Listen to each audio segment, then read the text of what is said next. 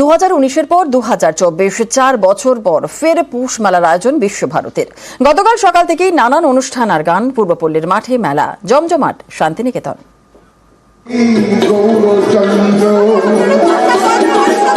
শান্তিনিকেতনে শুরু পৌষ মেলা।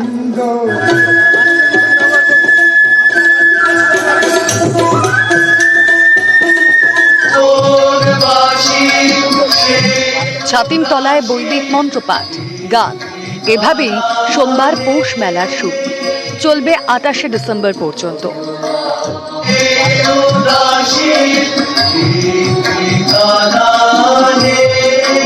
সকাল থেকে তো আমরা প্রথমেই এসেছি ছাতিমতলায় প্রোগ্রাম দেখতে, তার আগে বৈতালিক হয়েছে।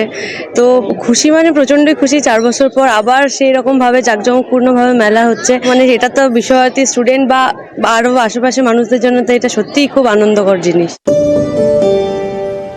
2019 শেষবার পূর্বপল্লীর মাঠে পৌষ মেলা করে বিশ্বভারতী। তারপর নানা টানাপোড়েন, বিশ্বভারতী মেলা করেনি। 2020 থেকে 2022 পূর্বপল্লী থেকে প্রায় 500 মিটার দূরে ডাকবাংলো মাঠে পৌষ মেলা হয়। পরের বছর মেলা ফেরে পূর্বপল্লীর মাঠে। এই 4 বছর মেলা আয়োজন করে বীরভূম জেলা প্রশাসন। এবছর সেই পূর্বপল্লীর মাঠে পৌষ মেলার আয়োজন করল বিশ্বভারতী বিশ্ববিদ্যালয় কর্তৃপক্ষ।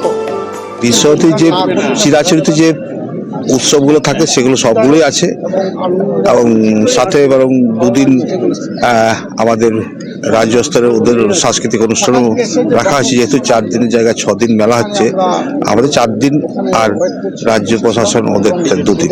তো খুবই আনন্দের আমাদের এই পৌষ মেলা, পৌষ উৎসব আমাদের জন্য অনেক আনন্দ নিয়ে আসে। আমরা আবার আগের মতন এই আকাঙ্ক্ষা নিয়েই থাকবো, আরো আনন্দ হবে। অন্যরকম এক্সাইটমেন্ট রয়েছে। তো কতক্ষণে মেলায় যাব, সেই মেলা আবার ফিরে দেখব।